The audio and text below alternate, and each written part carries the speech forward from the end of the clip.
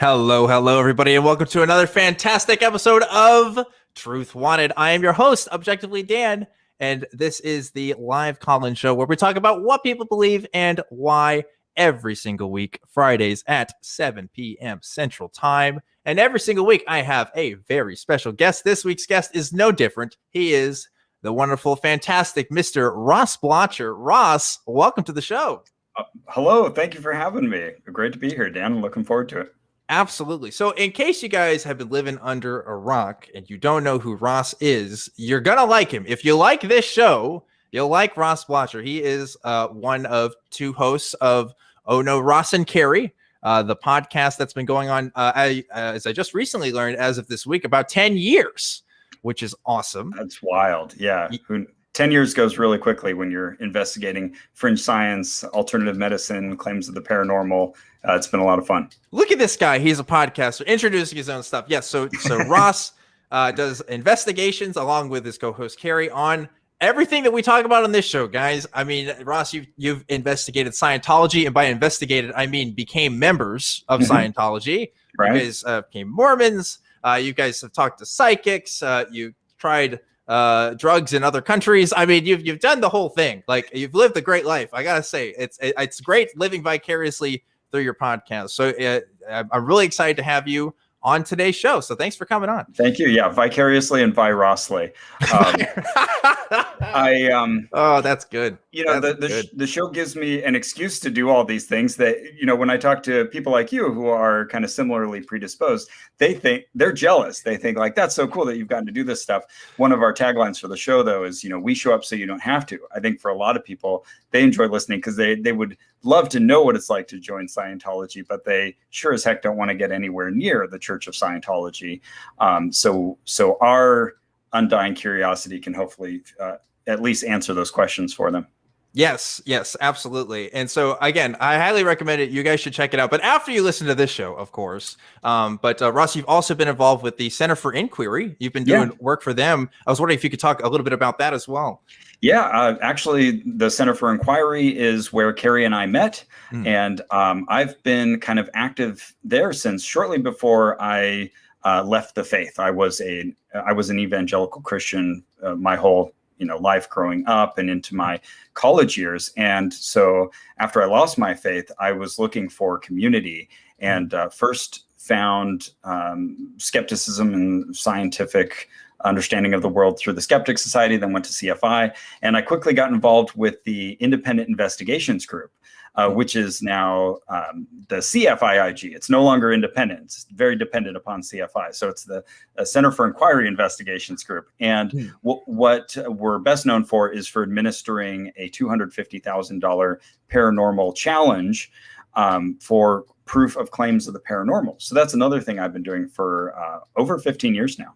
Yeah, which is great because we like talking about the paranormal on here as well, and all the other stuff you're talking about. So again, folks, if in case you're listening to this live, again, this is a live call-in show. We're going to get to your calls in just a little bit here after Ross and I talk for a bit, but go ahead and call the number on the screen if you want to talk to us, or if you're listening to this later, come check it out live. It's live on YouTube at Truth Wanted. Check out the YouTube channel from there. So anyway, Ross, you just recently, you're in the process of wrapping up your most recent investigation. I say most recent investigation. You actually started this I don't know how, 8 years ago, 10 years ago, like a long time coming for this one. You went to the Bob Larson School of Exorcism. Yes. And you are now a licensed exorcist. You got your certification. Can you show it to the camera? Yeah, absolutely. This is my certificate, digitally signed by Bob Larson. So in case you guys don't know, Bob Larson is, he's an exorcist, or he claims to be one. He goes around the world doing these exorcisms and has a whole school of exorcisms, apparently. Oh, there's the cross. He's got a cross on screen right now. Anointed by Bob Larson, only cost $100. That's a lot. I imagine you could just go to, I don't know, your local Christian bookstore and get something for less, but it's not going to be blessed by Bob. I mean, I don't know if it's blessed, I guess. If it's anointed, is it the same thing? I don't know. Yeah. You're the expert here now, Ross. You have to tell me. Yeah, so that's right. I am now a certified exorcist. Yeah. The way I didn't get my scare quotes fully in screen there. The certified exorcist. And yes, as you mentioned, this is our longest running investigation. So we always have some in the background that are kind of ongoing, and then we'll do faster things where, we're going to visit a reflexologist or an ear candler or attending a seminar or something like that. But very early on, we found out that Bob, who is a Protestant minister, most people associate exorcism with Catholicism, and he was doing a live exorcism in Pasadena. So we went to go check that out, and then we found out that he was offering coursework. So after we published that initial investigation about that exorcism we attended, we then went to we kept going to additional exorcisms, and we started taking the coursework, and we've been working on this for years, learning all the ins and outs of performing exorcisms. Yeah, and surprisingly, not a lot of exorcisms in that actual training. A lot of Bible trivia is what I would call it. I don't know, but you guys should listen to it and check it out. That's the most recent one on the show. It's like an 11-part show. It's a long series, and I got to admit, there's still a little more to unpack in that one. But yeah, if you're really into sort of the theological underpinnings of demonology and deliverance ministry, we really get into it. We unpack it a lot.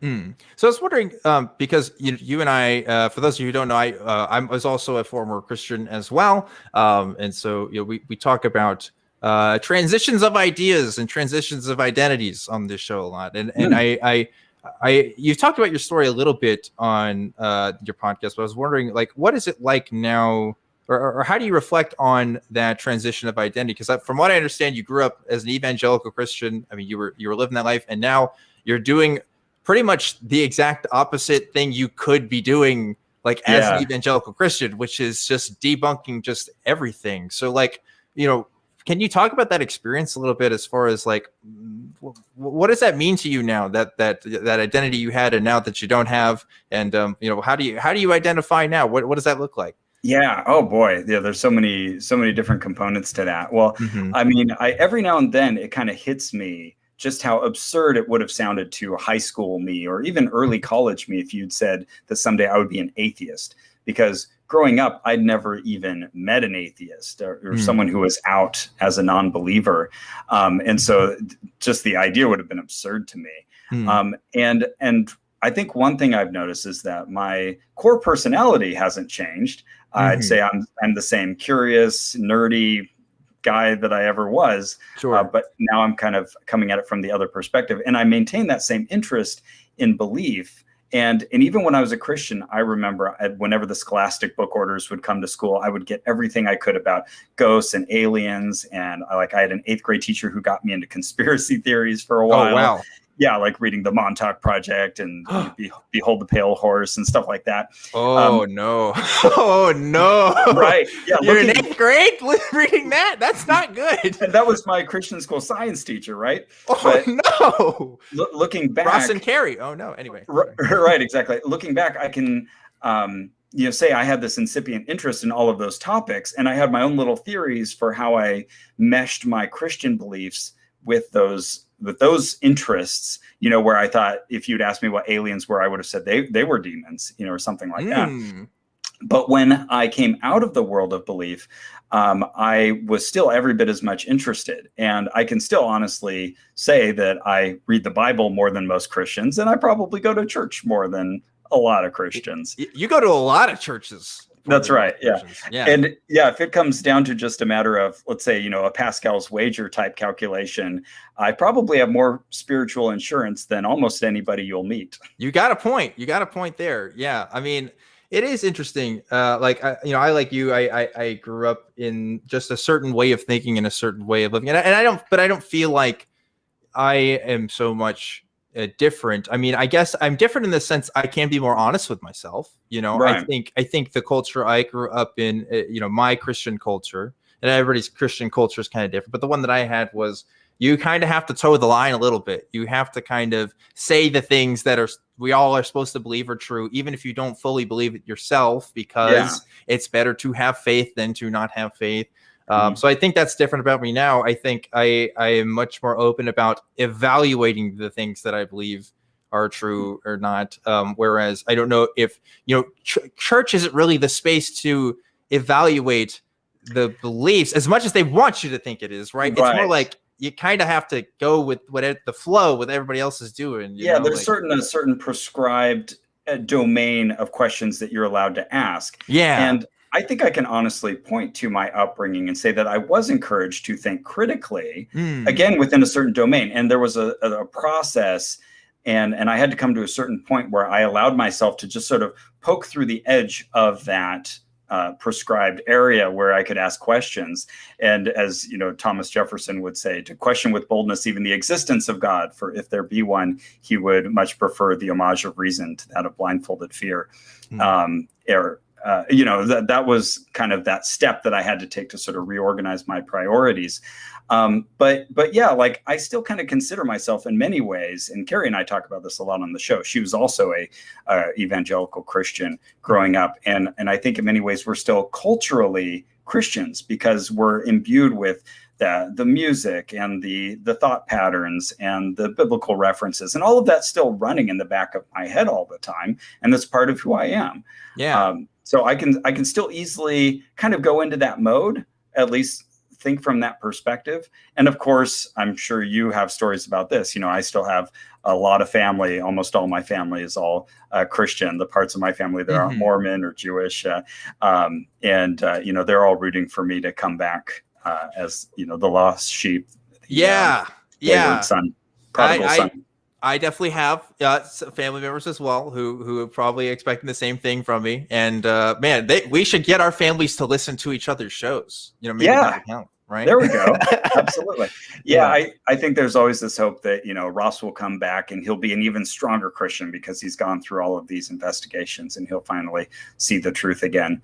And that's fine. They can keep hoping. Isn't that interesting, though, that the strength of one's belief is also a testament to someone's character, in a sense? If you know what I mean, the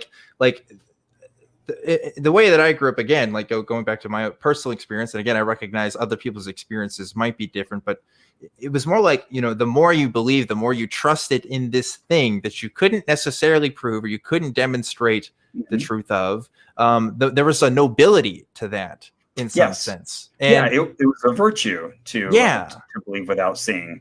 And the Bible has many examples of that. Blessed are those who believe even though they have not seen. But Ross, I've talked to Christian apologists who say that this isn't even how we're supposed to interpret Christianity at all. I've heard this interpretation that no, faith is a thing that you can philosophically come to through logic and reason, or it's an evidence-based thing.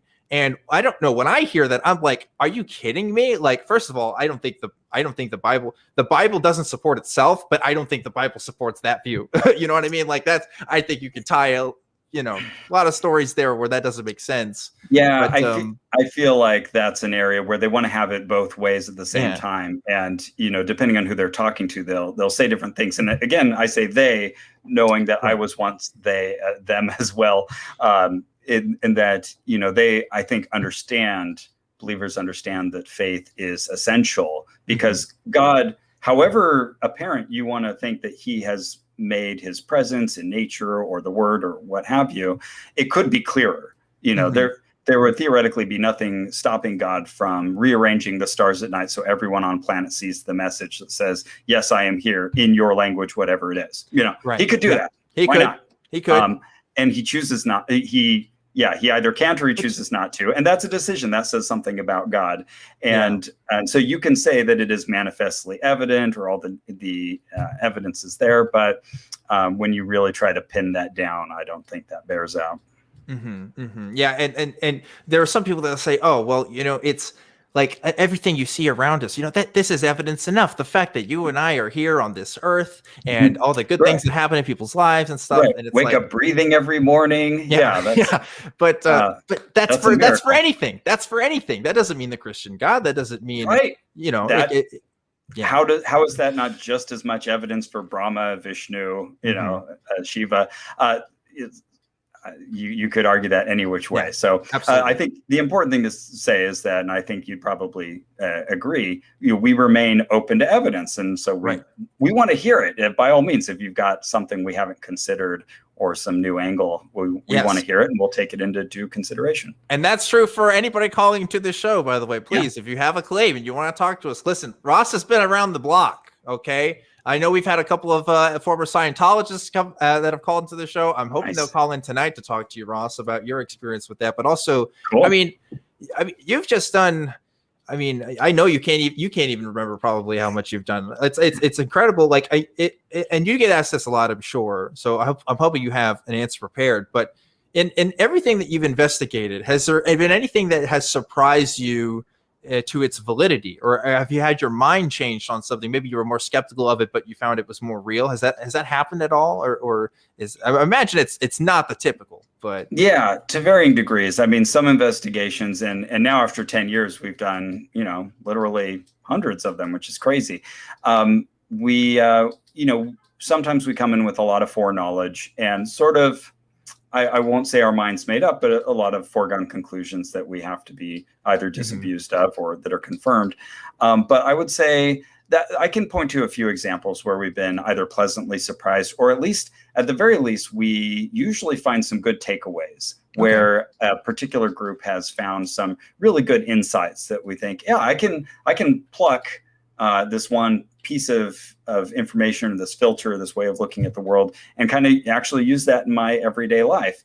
And I don't think it's intellectually inconsistent to cherry pick if you're at least realizing what you're doing, and if it's something that can live apart from the supernatural claims. But to answer your question more specifically, I'll say hypnotherapy pleasantly surprised us. Not that I believe kind of their models of the brain and what's happening under the influence of hypnotherapy, but I do think that they've found like a really good system of accountability for certain goals, like for certain things that people are trying to achieve or affect in their lives, certainly not for getting rid of cancer or something like that. Sure. So we found that to be really helpful. We really liked laughter yoga. That was something that we joined, which really doesn't involve yoga in any way you would think of the term. It's really just adults getting together to make themselves laugh, first artificially, but very quickly it becomes just honest to goodness laughter, and it's awesome. We fully endorse that. That's interesting. Huh. And one I always point to is a speed reading course that we took. Yes. I just listened to this episode very recently. I was going to ask you about it because I was like, it sounded like it kind of worked. Like, I don't know what you thought about that now. So it was a one-day course that we took at like a Hyatt attached to an airport or something like that. And we kind of came in thinking like, yeah, right. You can't quickly flip through a book and get anything out of it. I think, the Woody Allen joke was, I read War and Peace in 5 minutes. It's about Russia. I haven't heard that. That's funny. Like, I think, it takes special human wiring to do anything even approximating that. And so a lot of that is nonsense. And there's, very controversial and borderline useless concepts within there, like subvocalization and stuff like that. There might be some argument for it. But what I did get out of the course was a lot of confidence building and some really useful reading tips that I ended up kind of applying to my own reading life. And I quickly discovered that there was a positive correlation between the amount of reading I was doing and my enjoyment of life. And so I went from reading like 18 books a year, which would have been a really good year for me then, to now reading about a book a week on average, which is nice. Awesome. And I'm not even reading any faster. I think reading more efficiently and with more confidence. Yeah, I was particularly interested in this because I did 25 books last year. And nice. I wanted to see if I could double that this year. I am way behind. I'm not doing good. That's a tall order. My goodness. It's a tall order. A lot of it's audiobooks. I'm not going to lie. Because no shaming, reading audiobook is still a book. I agree. But I was kind of curious, is this speed reading thing worth looking into? Because that might be useful for me because it's funny I do enjoy my books. Yeah. That course that I took, I want to say it was with Iris something. Anyways, it gave just kind of a shotgun approach of just hitting you with different tips and techniques, like, finger scanning. And one that I really like is just sort of timing yourself reading 10 pages in a row of a book. And then I have actually a little Excel calculator that I made where I plug in those 10 averages and then put in the total number of pages in the page I'm on, and it spits out an estimate of how long it's going to take me to finish that book. Little things like that, or even not reading ahead, but looking ahead just to see the structure of the book and when you're going to hit a certain point. Like, all of that just helps kind of disambiguate the process and take some of the mystification and fear out of it. So it made me a better reader. Well, there you go. So, folks, if you think speed reading is real or not real, you can call into the show and we could talk about it right now. We're going to get to calls in just a sec. But before we do, I have to give thanks to the patron of the week. That's right, folks. Every single week, I give a shout out to our special patrons. For those who donate on patreon.com/truthwanted, you guys are the ones that make this show happen. Just a reminder, I don't get paid to do this show. Almost none of the crew gets paid to do this show, except for some of our full-time staff and contractors. It's all the show, the microphone stand and all the equipment. It's all done by you guys, folks who donate to the show. So thank you guys for doing that. And this week's special patron is waiting for it. It's coming on the screen any second now. I know the crew's got it. They're working on it. Come on, crew. Come on, crew. I don't see a name yet, but there it is. Mackenzie Quattlebaum. Thank you, Mackenzie, for donating to the show. And if you would like to donate to the show, again, it's patreon.com/truthwanted. Really appreciate everybody who donates on there. You guys are fantastic and make this show worth doing. Wouldn't be a show without you guys. Thank you guys so much. And now it's time to get to some calls. Ross, you ready to do some calls? Let's do some calls.